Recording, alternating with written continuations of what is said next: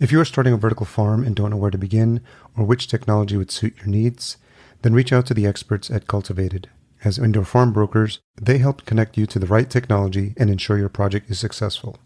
Best of all, their service is free because they work on behalf of their partners. Visit cultivated.com to learn more. And that's spelled cultivatd.com, or click the link in the show notes. Really at the heart of what Orbital Farm is we are a project development firm. We are integrating proven existing technologies and developing these business models and developing these project opportunities in different places that will come in a whole bunch of different forms. We have a very clear architecture, and that architecture is driven by this. In 20 years' time, we want to have the ability to support hundreds of people living and working in space. The only way that you're going to be able to do that is to take a look at the waste streams and the resource streams that you're going to have available in that domain in the future and design an ecosystem that can be derived from that. That's your supply chain.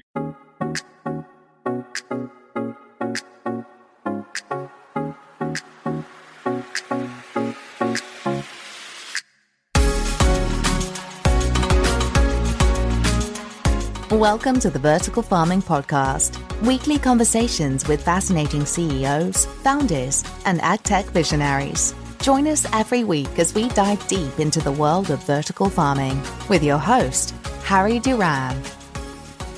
Vertical Farming Podcast, Season 4, welcome back. If this is your first time listening, you're in the right place. It's the show where we interview fascinating CEOs and founders of the leading vertical farming companies from around the world.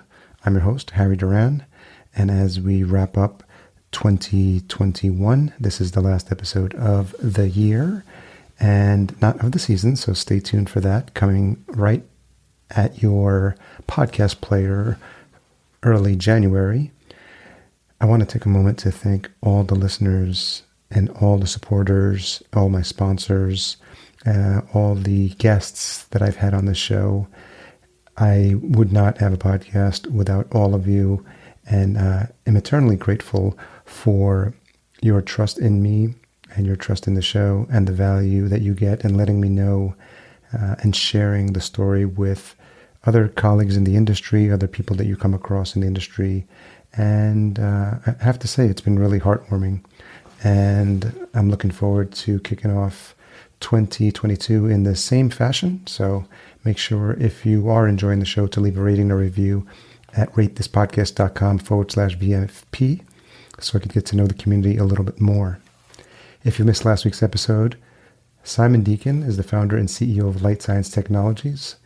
If you hadn't heard of him or heard of his company, they're passionate about delivering lighting, science, and research-proving plant monitoring solutions that help growers grow more with less.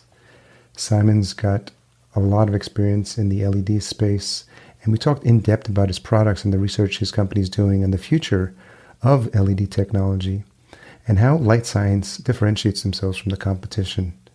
We talk about the impact of supply chain issues, it's on everyone's mind nowadays, and how they're approaching customer relations through the lens of win-win partnerships. So make sure you check out that last episode. This week I get to speak to Scot Bryson, space farmer and founder of Orbital Farm. Thank you for joining me on Vertical Farming Podcast. Thanks for having me. Great to be here. So we were chatting a bit in the green room, and you said home is Toronto now? Yeah, I live up in Toronto and grew up in the country around here and moved to the city for university, started companies, haven't left. How long have you been in either an entrepreneur or a founder, or how long has that gene been active in you? It's an interesting way to put it. The gene, I think, has been active since my great-grandfather. My great-grandfather was an entrepreneur, but he was an inventor. He worked for a company called Hot Point in the UK and contributed a lot of work into the heating element. So, we've got the wax sealed patents at home on the black spiral heating element on the top of everyone's stove, and so a lot of heating elements that are still in a lot of irons. GE bought the company, so it's own it. But certainly that gene has definitely been. I feel like that's somehow part of me, and I always, just even growing up, was figuring out how to put things together. I took apart and bought a couple different RX-7s because I wanted to learn and understand how rotary engines functioned, and I loved the concept of them, and never really thought I was going to be an entrepreneur, but started off while I was still in university, actually. There was a whole opportunity in the how to tell stories in online space that no one really understood what to do.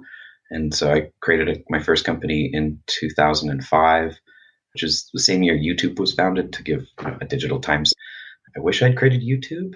I ran that company for 10 years and sold the company off to a holding group in the US. And I joined the holding group and their M&A team.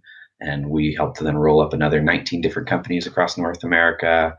I got to work with a number of different investors and their portfolios of different customers and clients. I got to build another couple different companies within that holding group and also outside of that with other partners, and really started down this journey about 5.5, 6 years ago in 2015 to 2016, when I really started to get a handle on what was going on with climate change, what was going on with the global hunger situation, and just the understanding of how investment functions and how globally we're just not making the progress that we need to meet the challenges that are in front of us. And, just understanding that challenges that we're facing are really business model challenges.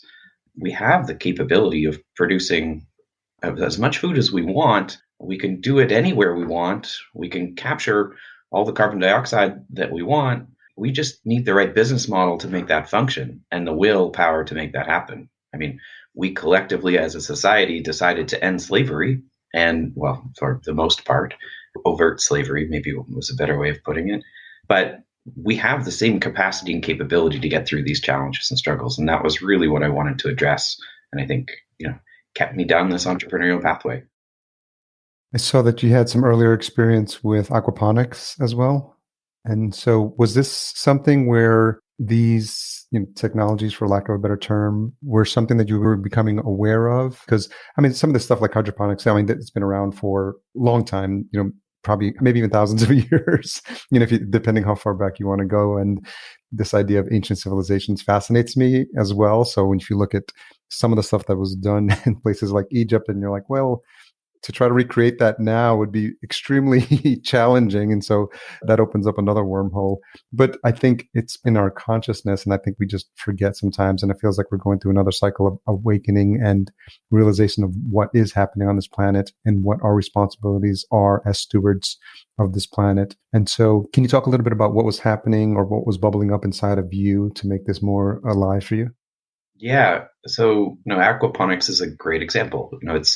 I think, from my understanding, it's 4,000 years old, and it was taking place in Central America. It was taking place in Asia, and it is a replication of what happens in nature.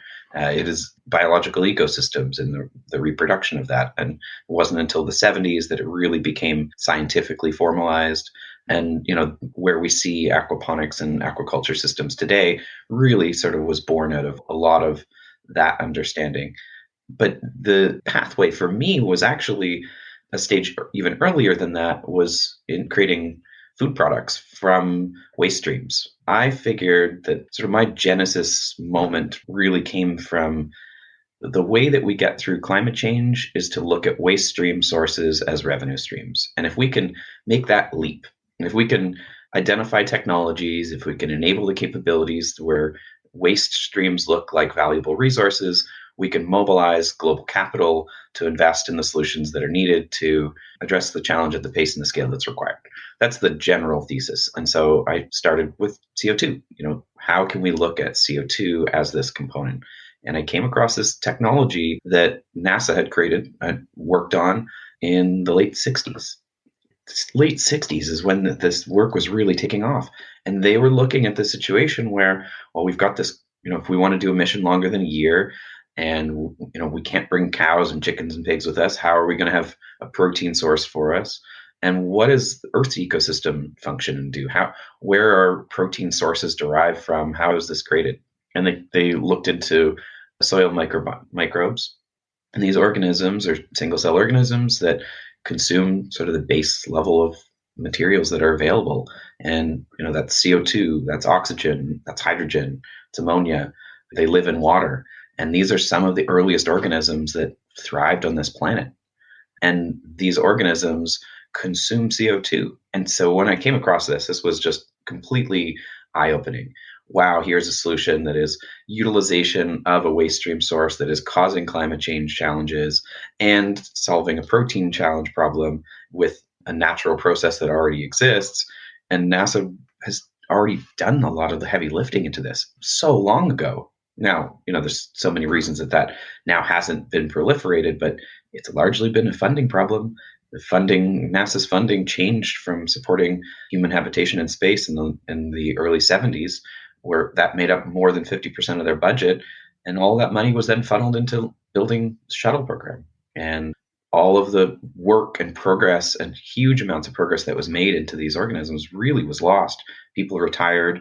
The companies that did the work and developed the prototypes all completely pivoted in different directions. I talked to them, and they have no knowledge and no corporate capabilities within those sectors any longer. So that was really a big eye-opening moment for me. And I joined and started helping one of the companies that was commercializing it. They started off in the biofuel sector.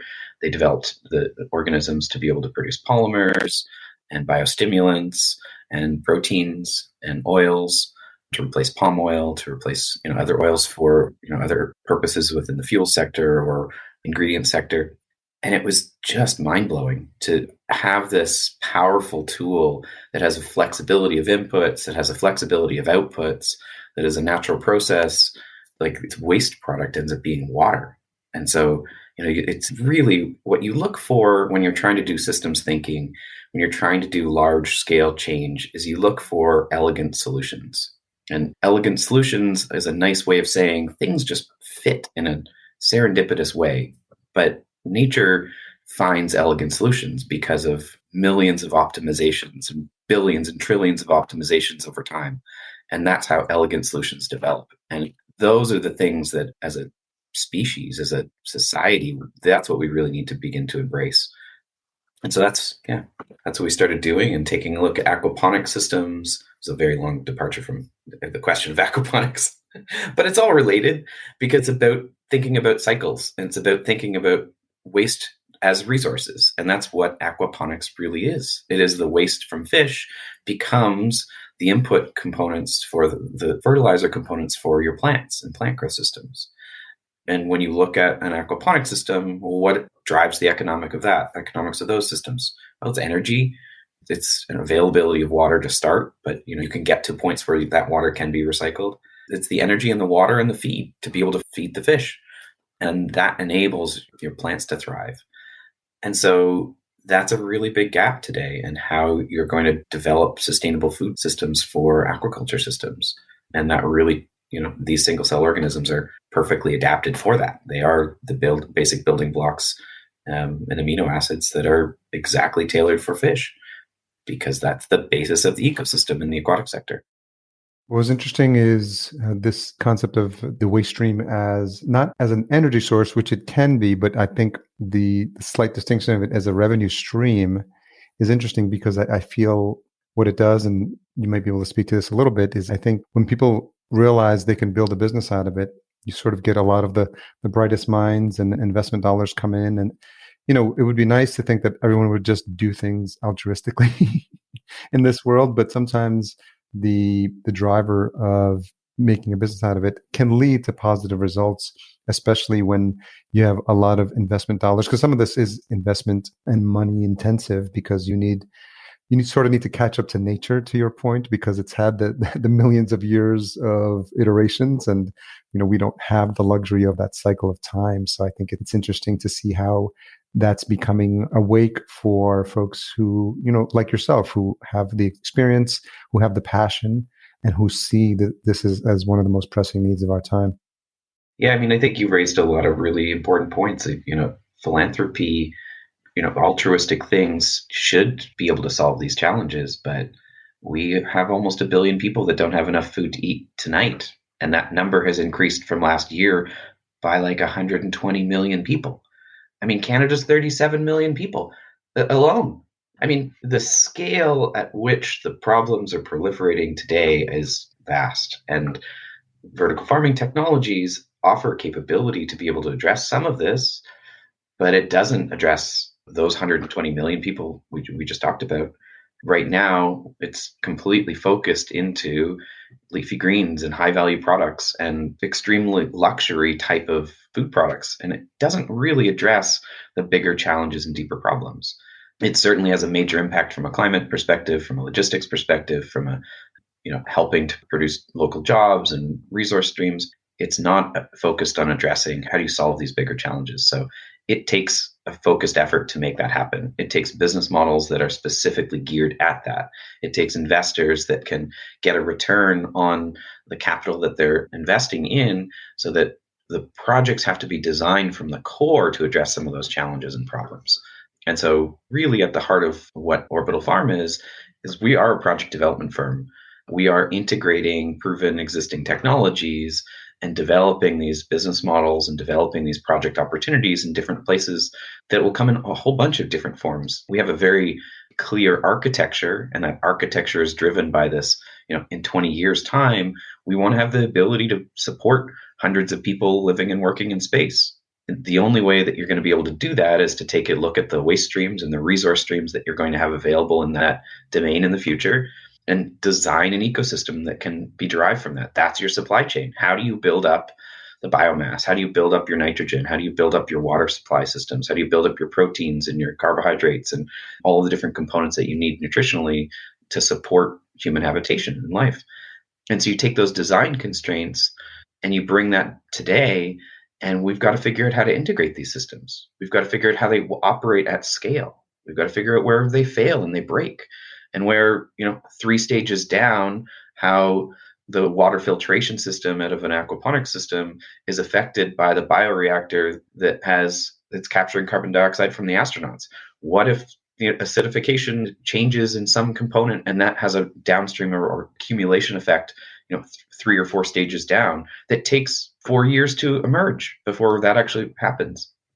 We see examples when you look into the International Space Station and their life support system. We see examples exactly like that. The higher concentration of CO2 in the atmosphere, the condenser for extracting the water out of the air, had more acidity than they had planned, ended up causing a leak behind the walls years after. That was the determination, was because of the high CO2 levels that there were in the atmosphere. And that was what caused it. It didn't emerge till I think 5 or 6 years after it had been built and were operating perfectly fine.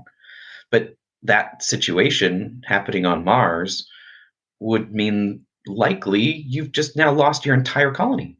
If your life support system collapses, they're all going to die.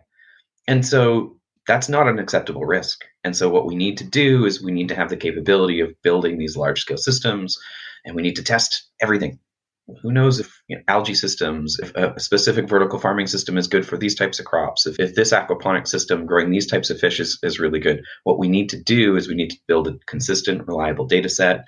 We need to have many different iterations of these different systems, and we need that to be tested and operated for a 15 to 20 year time frame. So not there. Coverti is one of the companies that can take CO2 and turn this into proteins and turn this into polymers and feeds. So that was really, working alongside that team was incredibly eye-opening. It was a brilliant team of 16 PhDs that, I jumped in and was like, I don't know how I can help, but this is the technology that the world needs, not other technologies. So, let me help you. And Sure. I did. And so I worked with them on this, and that was really the germination of this idea, was that core technology is fantastic, but it can't operate in isolation. It needs renewable energy. It needs green hydrogen. It needs carbon capture systems. It needs feed mills. It needs centrifuges. It needs all of this upstream and downstream processes. And you need to be able to, when you're trying to deploy large industrial scale projects like this, you need to have an understanding of that whole ecosystem. And there are very few people in the world that understand that. And that's really where the architecture of what we're trying to develop and deploy really came from and stemmed from. So can you talk a little bit, or take a trip back a couple of years? Talk to me about where you're at personally, what you're looking at, what you're consuming, or what you're working on. How does the idea for Orbital Farm start to germinate in someone like you, with all this experience, with all this passion, with all this opportunities that you've had to work with some of these brilliant minds? And I'm always curious about origin stories, just kind of like how it all starts to come together. Yeah, so it takes time. I was fortunate to be my own investor and have the patience and have the focused effort to be able to really learn at a very deep level each of these different components, from the energy, from the biotechnology, from the vertical farming systems, from automation systems, from water treatment, from aquaculture, from aquaponics. It's a PhD in itself. And so that has afforded me the capability to have this clear perspective on where to start. And the beginning phases of the company, what we focused on were to try to validate, could we develop commercially viable investable assets at industrial scales, hundreds of millions of dollar assets? Could we develop these projects in different locations easily and with relative speed? And so we spent our time, going to the northern part of the Netherlands, going and discussing with people in the Middle East and visiting Dubai and Abu Dhabi, visiting Bahrain, speaking to people in Egypt, speaking to customers in Japan and visiting Japan. We almost built a project for the Olympics right downtown Tokyo, and to mining companies alongside operations down in Namibia and sub-Saharan Africa and alongside these other commercial industrial partners, and came up with truly hundreds of potential opportunities where these could be deployed if all the right mix was there. If you had investor capital, if you had the right project flow, if you had the right engineering and feasibility studies completed, these are viable project locations. And that sort of said to us, okay, well, look, where we're going to execute first is really going to be important. And so another thing that's important to understand within the overall context of Orbital Farm and what we're trying to achieve is the scale component. And so biotechnology is an enabler for aquaculture systems. Aquaculture systems are enablers for controlled environment agriculture system and vertical farming systems, and the ability to recycle nutrients, the ability to recycle water within these types of setups and systems are really enabling from an agriculture production standpoint. And so it's important to understand the scale of when you learn and understand about fermentation technologies. These normal businesses will produce somewhere in the 10,000 tons a year, upwards of 100,000 tons a year of a biomass product. 100,000 tons of a product at 80% protein content, that's enough for 4.5 million people.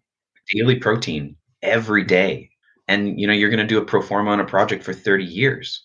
So you build one asset, you can now support a country like Namibia of 2 million people. You can support double their population, which means they could, not that people are going to be consuming this stuff directly every single day for every meal, but the scale is important to understand. You now are looked at like a mining operation as an extractive resource. You're extracting sunlight, you're extracting carbon dioxide, and you're producing significant portions of food products and enabling assets to be able to enable the controlled environment agriculture systems to proliferate in these places. So back to the global hunger situation, 200 of these facilities is enough daily protein to support the billion people that don't have enough food to eat today.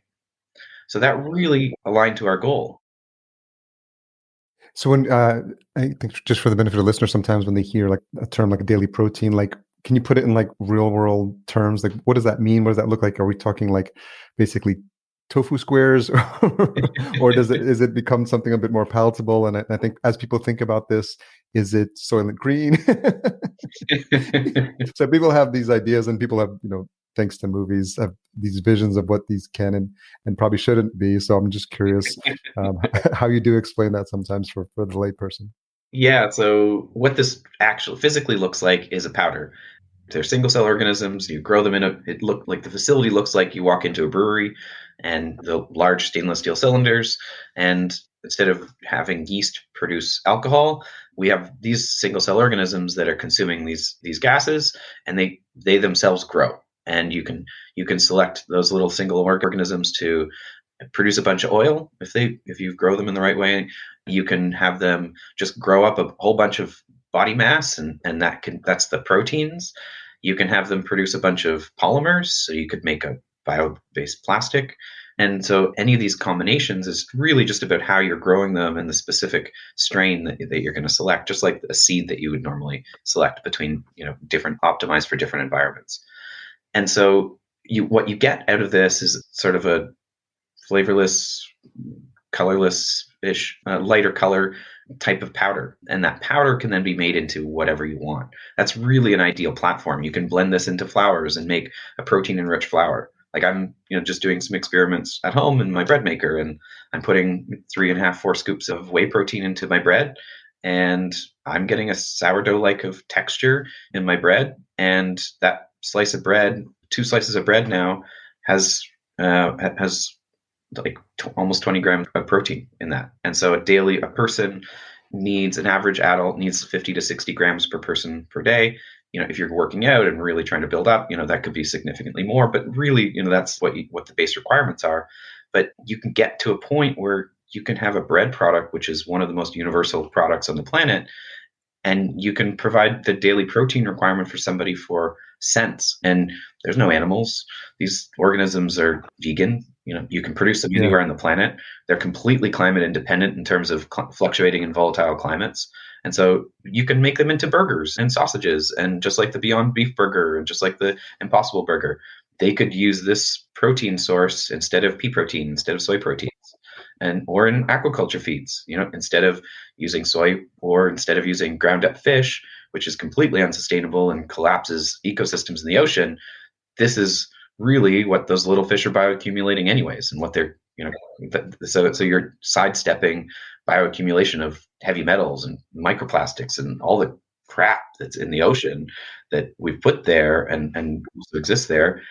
This is a great way. This is why, you want to limit how much red tuna you're going to consume, because it's not healthy for you, what's been bioaccumulated in that ecosystem. This is completely sidestepping that.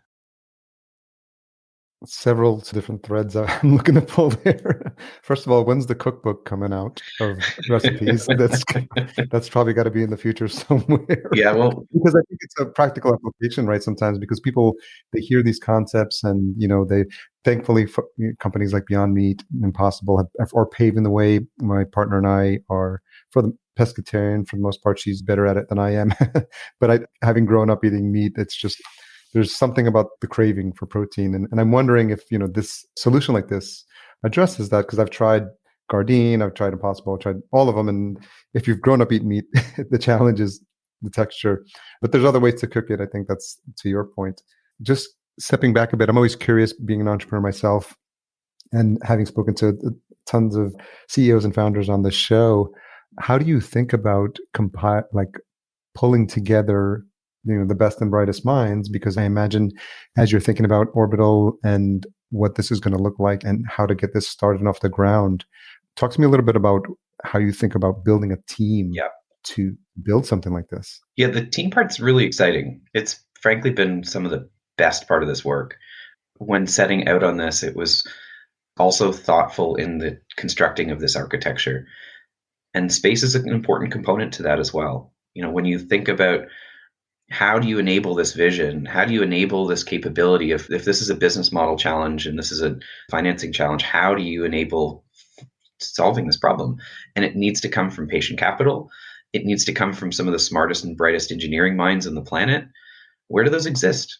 If you are the smartest person in your high school, where do people go? Well, you say, maybe they're going to go to be a brain surgeon, or maybe they're going to go be a rocket scientist. Or it used to be Google and Facebook before people have realized that they may not want to work for companies like that anymore. But the aerospace sector has done a fantastic job of attracting some of the brightest minds on our planet. And the investors that are investing into the aerospace sector are also patient capital investors. You have to have long-term vision into these components and capabilities. And so the attraction of people to a big vision with, frankly, a realistic, when I say 200 facilities is enough to provide 1 billion people end hunger, that's an achievable goal in a short enough time frame to address the problem. That's enough motivation for people to volunteer. I can't tell you the number of people that over the years of our business have volunteered their time, their resources, their connections and contacts to help further this. And it takes that level to execute this properly. These are incredibly different technologies that never typically touch or talk to each other. And so it has taken a team of 70 different consultants and investors and advisors to be able to pull all of this stuff together and to really, double click deep into, okay, is this possible? This seems to look accurate. What are some of the limitations? What are the questions we need to ask? And teasing that all out. And we're not 70 full-time people at all right now, but we're working towards executing on our first project.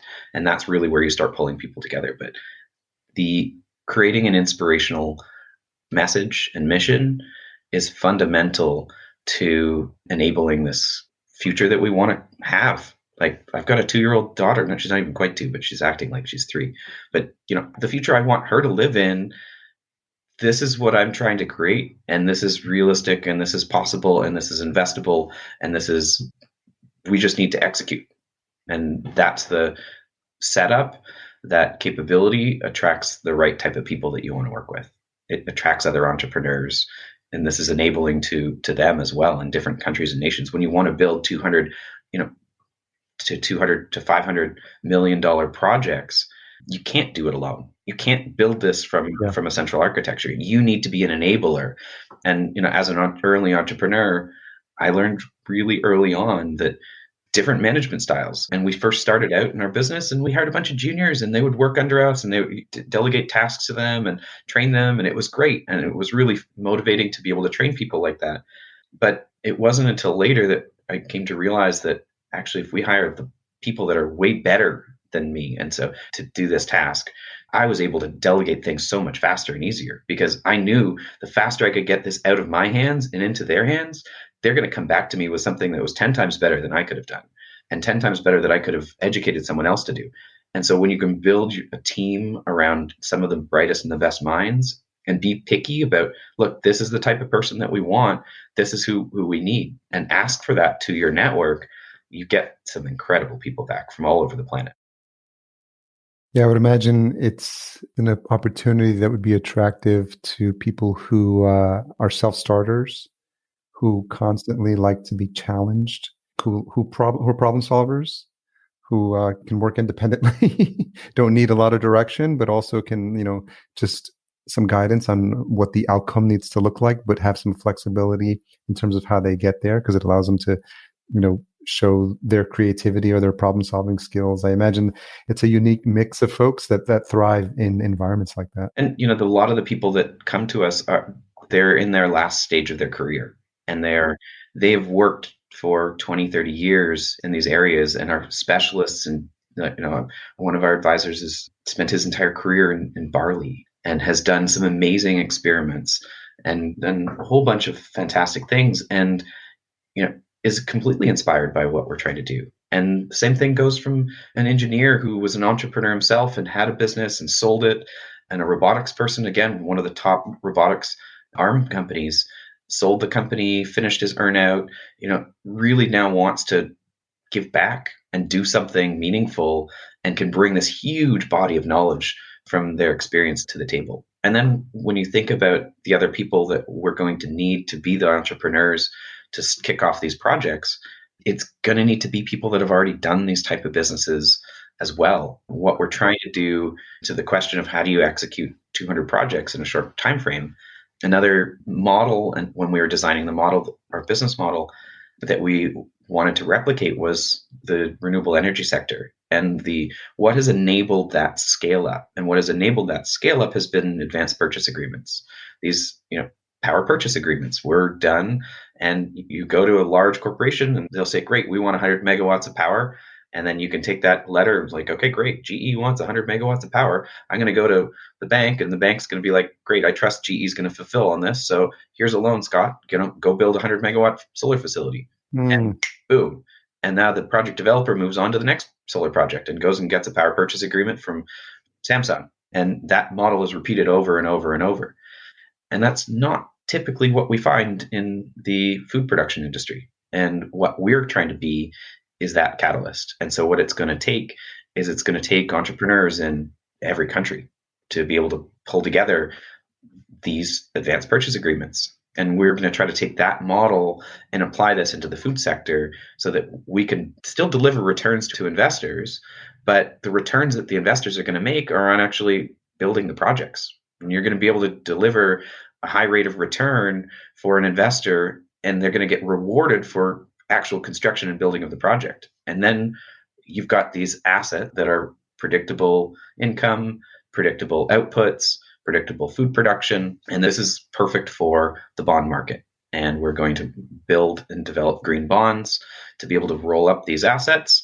And now this is applicable to sovereign wealth funds, the insurance companies, pension funds, where trillions of dollars are sitting waiting to be invested into projects that can tackle climate change, projects that can tackle the sustainable development goals.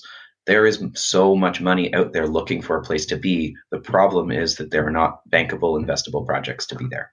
And that's at the core of what Orbital Farm is doing. We're designing and developing and building those investable assets that can be applicable to those biggest investors on the planet. Yeah, it sounds like you've given a lot of thought to pulling in sort of best in breed practices for all these different industries. You mentioned the bonds and the power purchase agreements. I guess the equivalent would be like a protein purchase Right. agreement. Absolutely. As well. I mean, think of if you're a company, if you're a manufacturing company, let's just use oats, for example, because it's what I can think of. This year, we had a heat dome over North America. And the western side of North America experienced incredible drought, incredible amounts of heat. We saw a reduction in yields. Canada, by the way, is the largest oat producer on the planet. We're second only to the European Union, which is a whole bunch of countries. And we had a decline of almost 40% of yield, like 33%, I think, in Canada alone. But combined between North America, between Canada and the United States, I think it's like 43% or something along those lines. Decline, it's significant. And this has caused a huge price increase just since the summer in oats. And so what you're seeing is climate events and climate volatility is driving huge fluctuations in the agriculture sector. And we're just at the beginning of what we're going to experience. And so, even when you just start looking at the pricing volatility in leafy greens and in tomatoes and in many different crops, these are over 400% volatility. That's crazy. If you had 400% volatility in the stock market, you know how many people would be all over that, making billions of dollars off of that? Now, that's how the stock market can make money, but the reality is that for the companies that are operating businesses that have these huge price fluctuations, that's really difficult to manage a business long term. So what we offer to large manufacturers are an ability to lock in a price now before it gets really bad and lock in a price now for a very consistent time frame. Our volatility is based on really the energy. And so we can lock in these long-term purchase agreements. And this can offer that capability to clients and customers to be able to secure a supply chain for a long period of time and move on to start building the next set of projects. That's at the core of what we're trying to enable. When we talk about this idea of feeding a starving population, this is not something that's new for folks to wrap their heads around. I grew up in the 80s and you would have organizations like Live Aid, rice being delivered to Ethiopia. But then it's this idea of the last mile supply chain challenges. And, it feels like the creation of the food wasn't the problem. At that time, it wasn't one of the problems, but it was just the delivery of getting it in the hands of the people who actually need it.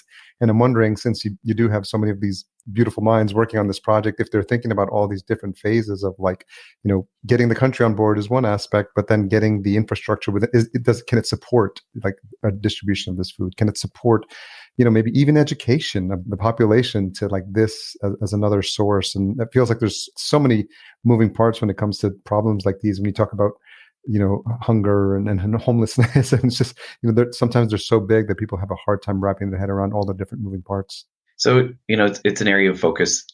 We haven't cracked the nut totally yet, but I feel really confident in the direction that we're going. The hunger has a number of different layers. Hunger generally, there's food insecurity just generally in North America, in the developed world, where you're just not close enough to a retail store. That largely can be served by a lot of smaller scale vertical farm systems. That has a great opportunity to address some of the regional distribution challenges and issues. In the developing world, a lot of hunger really at the end of the day is driven because they don't have enough money. That's a big, big component of the reality of the situation. And they get into hunger situations not 24/7, not every day of the year. it's really between a 2 and a 4 month time frame during dry seasons or wet seasons when they have an inability to be able to produce income and to be able to then afford some of that food, and or their crops or their fields or their farm just isn't being able to be productive. And that really is a huge stress and drain. And so that gives really interesting opportunities, because if you can think about a facility that, 2 to 4 months of the year that it needs to be focused in helping a local population, but then the rest of the year this could actually be used to export product to an international market, to one of these long-term offtake agreements. Now you can start to build really interesting business models that are designed where you're baking in, covering those costs, providing maybe even food purchase agreements through the World Food Program. The other layer of hunger here that you mentioned is also logistics and transportation, and what we're feeling right now. It is a real and significant problem. We need to get off of this ability, or this concept of aid being, we're just going to produce this and ship over some bags of rice and soybeans. These people aren't getting zero vegetables in their diet. These people are not really, they're kind of surviving, but not really.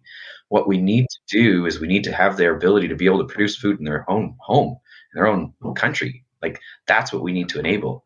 And in order to do that, you can't just provide a finished product. You need to provide a product that entrepreneurs there on the ground can add value to. And this is why centering a system and centering an Orbital Farm project around these biotechnology hubs that can produce hundreds of thousands of product in a market can get you to that spot to enable an entire industry to emerge of aquaponic systems. And the training that can come from that, the ability to be able to then finance controlled or covered agriculture and greenhouses and hoop houses, and the ability to even start thinking in these ways that right now just it's not even a possibility to do that. So that's sort of how I think about these challenges and how we're pulling this all together. One other point that I guess I want to say just before the end is practically, where do we start? I'm talking about all these wonderful utopian perspectives. And the reality was that when we started looking at developing projects in all the places that I mentioned earlier, they're really remote. And if you want to build 200 projects, you're going to have to show that to at least 1,000 investors, because you're not going to get yes on every single time, definitely. And 1,000 is definitely on the absolutely lowest scale of what you're going to need to do to make that happen. And so if the first facility is 3 or 4 hours drive from an international airport, how many investors are you going to be able to convince to get on an airplane, go fly to this remote place, drive to that place, see the facility? How am I going to get 1,000, 2,000 investors through there? The place that emerged was New Mexico and at Spaceport America. And Spaceport America is in the middle of a desert-ish. It's not a bunch of sand desert, but it's in the middle of nowhere. It gets well over 300 days of sunshine every year. It is incredibly water stressed. It's in what's called an opportunity zone in the United States. It's the communities came together, self-taxed themselves to build a spaceport in their community because they wanted to attract business and industry there, because they were suffering. And their ability to be able to produce and develop really the very first spaceport on this planet is completely inspirational. 27% of people in this county are currently living in poverty.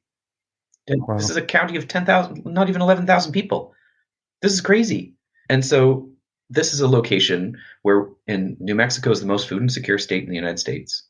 This is a location where we can build and develop a project that we can provide food to a local community who frankly deserves it. It also is the place where 700, 800 people, I think now, have paid for their deposits to fly in Virgin Galactic. And if you've got $200,000 to $450,000 to drop on a 1.5 hour adventure to go into space, you likely have a few other hundred thousands or millions of dollars in your pocket, and you're going through a life-changing moment. You're there for 2 or 3 days. We're going to be able to provide you salads and smoothies and sushi, and we're going to give you a Disney-like experience for adults that is going to blow your mind. And your family and friends are there, and we can give you this luxury experience and demonstrate to you this is how we change the world in a positive, reinforcing way. And you have an opportunity to provide that advanced purchase agreement to be the catalyst. Choose where you want to locate it. Do you want you're from the Middle East? Great. there's a huge food security problem there. You're from India, awesome.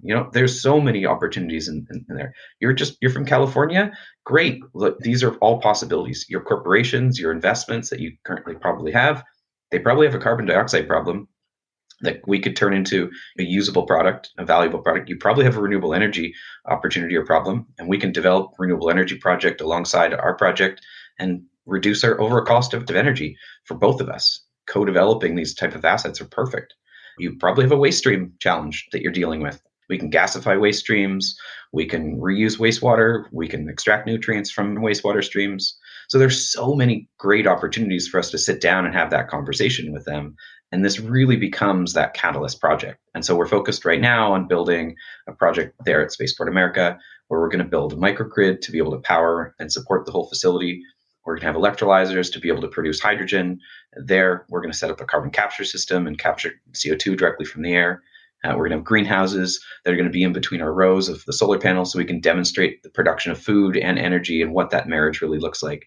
And we're going to demonstrate these technologies right there where there's an actual need, and it's an investable opportunity. It is secured by a power purchase agreement for selling the energy, and we're looking for customers to buy food products and do food purchase agreements and hydrogen purchase agreements, and all these assets will build up to pulling to this project and asset together to be the catalyst project for all of the others. Lots in there. I kind of wish we had another hour to go deeper, but it's funny because I had some questions. I was going to ask you about the roadmap. I was going to ask if you had an ask, and you sort of very nicely bundled everything into that summary of what's happening in New Mexico. Very smart to sort of take advantage of that captive audience that's there already, that is probably at that point in their careers where they've accomplished what they want to accomplish, and they're there for that experience, but also there's a portion of them who do think about maybe legacy and what they want to contribute back.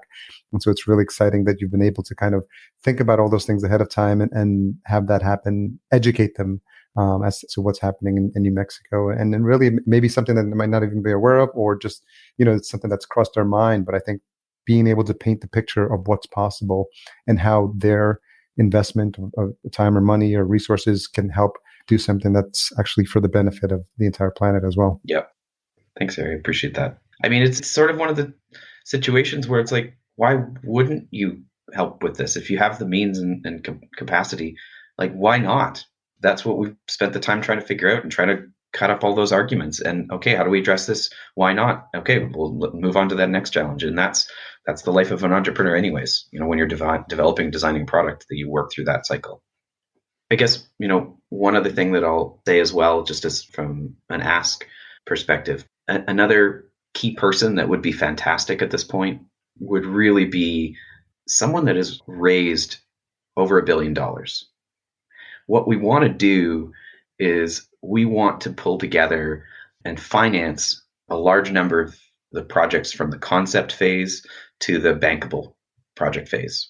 And we want to work in partnership with other companies that already have technologies. We don't have patents on any of these systems. We are licensing of technologies and to integrate and deploy these. But what we want to do is we want to build a portfolio of investable options and potential projects. And what that takes is a 3 to 7 person team, depending on the scale or scope of that project. And it's going to take 2 to 3 years to pull that whole project together to get that to a fully bankable point where you've got the permits, you've got your 3 different levels of FEL studies.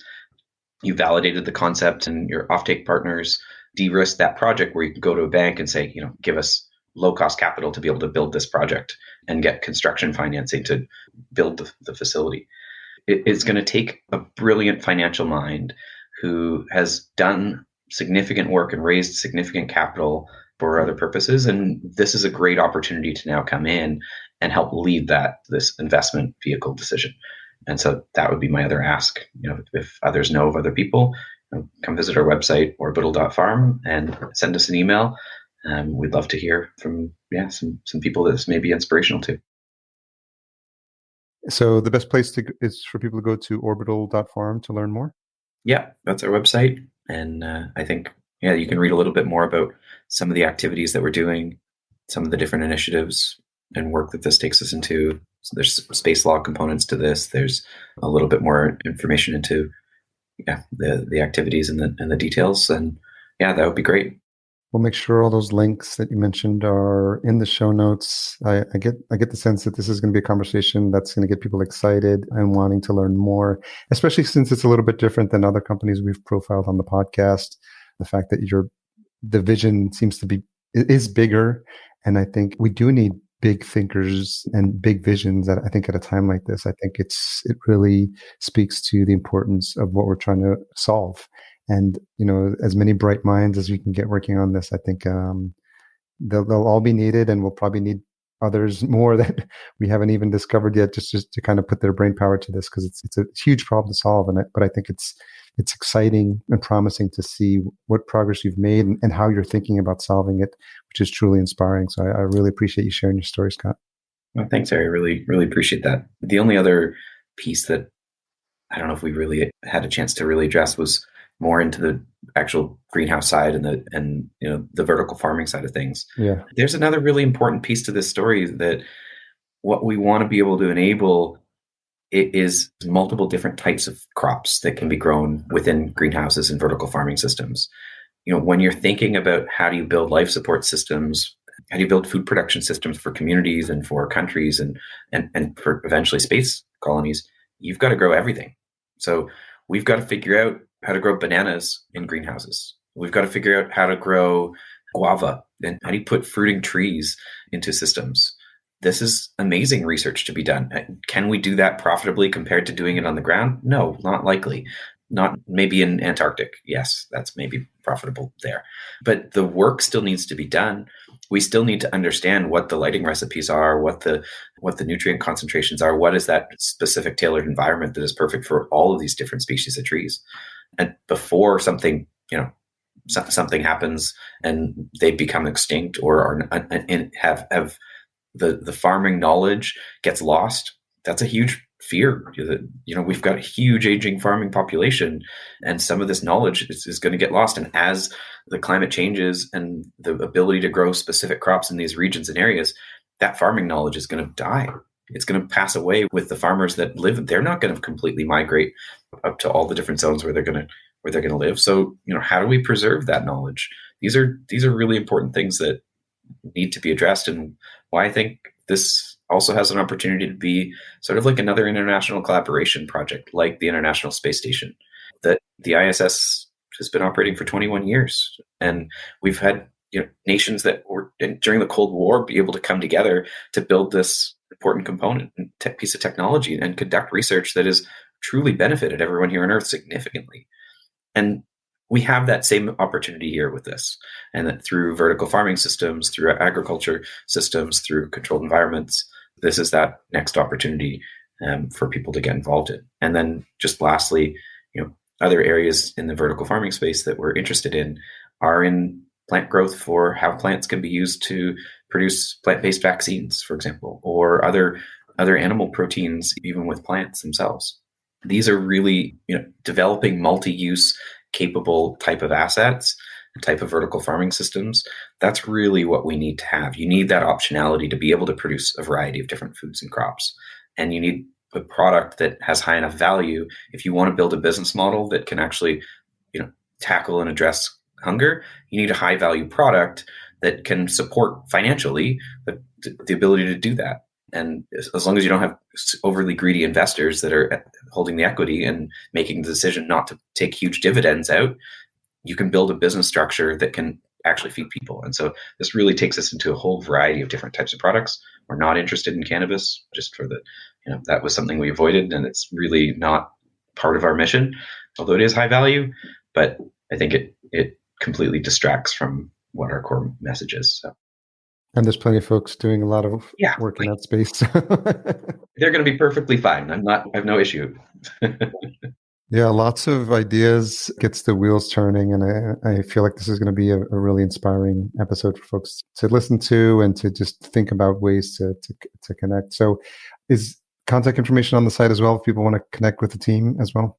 Yeah. Okay. I think it's info@orbital.farm is the email that you can get at me. And reach out, and would love to discuss and come back on and talk a little more later. Would be happy to continue the discussion. I appreciate you sharing your story, Scott. Thanks for having me. Thanks again to Cultivated for being a fantastic sponsor. If you're looking into a vertical farm and don't know where to start or which technology would suit your needs, make sure you reach out to them today. The best part about it is that their service is free, and it's because they work on behalf of their partners. So head on over to cultivated.com. Just leave off the last E. That's cultivatd.com. Fullcast production and marketing provided by Fullcast. Sign up for a free podcast brainstorm at fullcast.co/VFP15. Another reminder, if you're enjoying the show, please leave us a rating and a review at ratethispodcast.com/VFP. We'll be sure to read those out on future episodes. Until we meet again, here's to your health. Thanks for listening. To read the full show notes for this episode, which includes any links mentioned in the episode, as well as a full show transcription, visit verticalfarmingpodcast.com. There, you can sign up for our email list to be notified when new episodes are published.